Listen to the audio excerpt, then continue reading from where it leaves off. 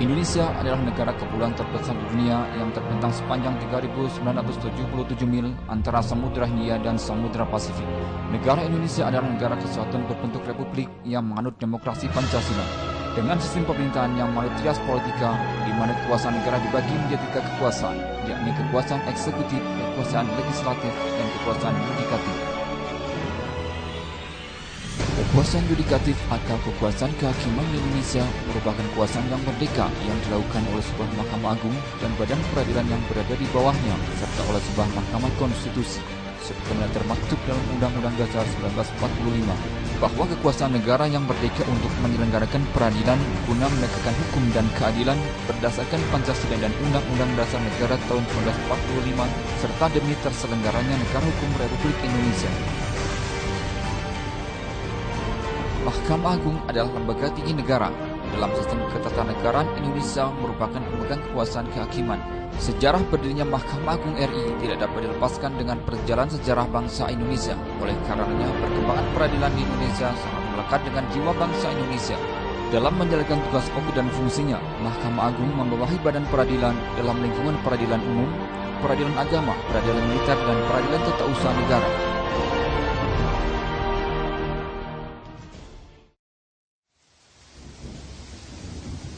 Sejarah peradilan agama di Indonesia secara umum sejalan dengan masuk dan berkembangnya Islam di Indonesia, yakni sekitar abad ke-7.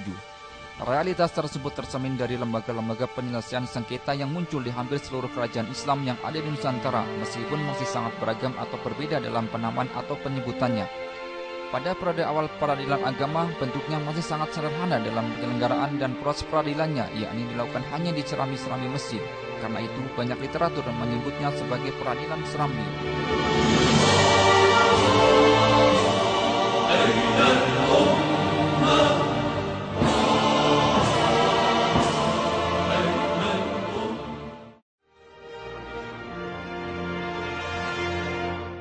Pengadilan agama secara judis formal dapat dinyatakan tanggal berdirinya pada tanggal 1 Agustus 1882 Masehi, yakni bertepatan dengan ditetapkannya peradilan serambi sebagai suatu badan peradilan yang terkait dengan sistem kenegaraan untuk pertama kali lahir di Indonesia, yaitu wilayah Jawa dan Madura. Kelahiran didasarkan pada keputusan Raja Belanda Willem III nomor 24 pada tanggal 19 Januari 1882 yang dimuat dalam Statblad 1882 nomor 152 Junto 153 tentang Priestrat of Java and Madura dengan nama resmi Priestraden, yang kemudian lazim disebut dengan Rapat Agama atau Rat Agama dan terakhir disebut dengan Pengadilan Agama.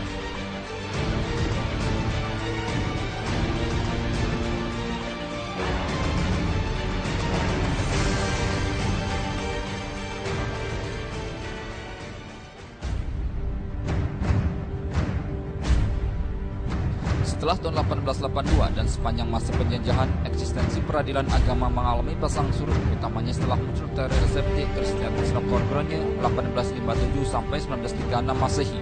Statblad 1882 nomor 152 tidak efektif, dan sebagai puncaknya, pemerintah Hindia Belanda mengeluarkan Ordonansi tahun 1931 yang dimuat dalam Statblad 1931 nomor 53 yang memerintahkan agar mencabut kompetensi pengadilan agama dalam mengadili perselisihan harta benda dan menyerahkannya ke pengadilan negeri. Statblad tahun 1931 nomor 116 dan 610 mengatur perubahan nama Priestrat atau pengadilan agama menjadi Penghulu Rijek, membatasi kewenangannya hanya pada masalah pernikahan saja sehingga perkara waris dicabut. Kebijakan tersebut mendapat reaksi dan protes keras dari umat Islam sehingga lahirlah Perhimpunan Penghulu dan Pegawai atau PPDP melalui kongresnya di Surakarta pada tanggal 16 Mei 1937 menentang kebijakan dikeluarkannya Statblad 1937 nomor 116. Akhirnya, karena begitu kuat dan masifnya gelombang protes yang dilakukan oleh umat Islam ketika itu, pemerintah Belanda melakukan politik agama dengan mendirikan Pengadilan Agama Tinggi atau Mahkamah Islam Tinggi atau Hoge Islami Eiszaken pada tanggal 1 Januari 1938 dan dibuka secara resmi sejak 7 Maret 1938 Masehi atau 5 Muharram 1357 Hijrah di Gedung Cikini nomor 8 Jakarta.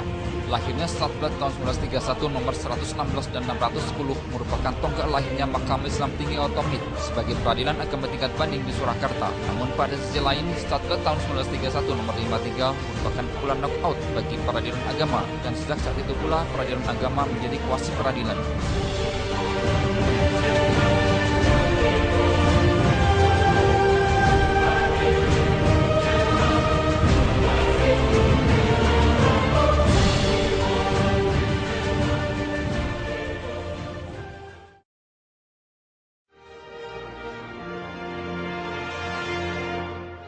Setelah ditandatangannya pernyataan menyerah tanpa syarat pemerintah Hindia Belanda kepada Jepang yang ditandatangani oleh Johannes Tjarda van Starkenburg Stackower atau Gubernur Jenderal bersama Letnan Jenderal Heer ter Poorten atau Panglima Tertinggi Tentara Hindia Belanda dengan Letnan Jenderal Imamura pada tanggal 9 Maret 1942 di Kalijati, maka secara de facto dan de jure seluruh wilayah bekas jajahan Hindia Belanda sejak itu berada di bawah kekuasaan dan administrasi Jepang.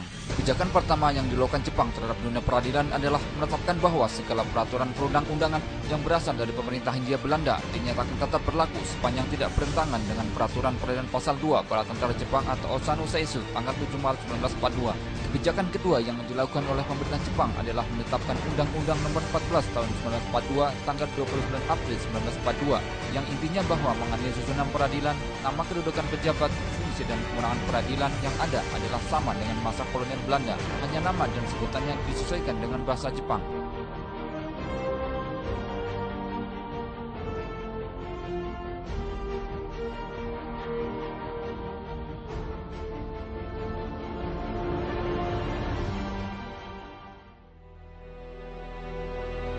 Pada masa pendudukan Jepang, eksistensi peradilan agama sempat terancam dan nyaris saja hilang di bumi Indonesia. Tepatnya pada akhir Januari 1945, pemerintah bala tentara Jepang sempat mengajukan pertanyaan kepada Dewan Pertimbangan Agung atau Sanyo Anyo Kaiki Chimushitsu dalam rangka maksud Jepang akan memberikan kemerdekaan kepada bangsa Indonesia, yaitu tentang sikap Dewan Pertimbangan Agung terhadap susunan penghulu dan cara mengurus kas masjid dalam kaitannya dengan kedudukan agama Islam terhadap negara Indonesia merdeka kelak. Kemudian tepatnya pada tanggal 14 April 1945, Dewan Pertimbangan Agung memberikan jawaban resmi bahwa dalam negara baru yang memisahkan urusan negara dengan urusan agama tidak perlu mengadakan pengadilan agama sebagai pengadilan istimewa.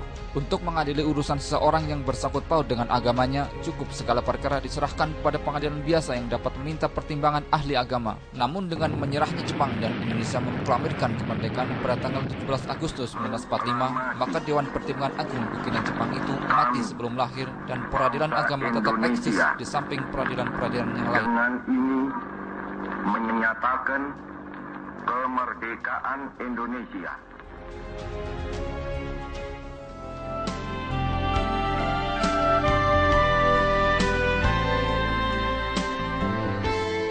Di era reformasi, eksistensi peradilan agama mencapai puncak kekokohannya pada tahun 2001 saat disepakatinya perubahan ketika Undang-Undang Dasar 1945 oleh Majelis Permusyawaratan Rakyat. Tahun 2004, Undang-Undang Nomor 4 Tahun 2004 tentang kekuasaan kehakiman disahkan sebagai perubahan atas Undang-Undang Nomor 35 Tahun 1999 tentang pokok-pokok kekuasaan kehakiman yang menyatakan bahwa sistem peradilan yang dipakai adalah sistem satu atap atau one roof system.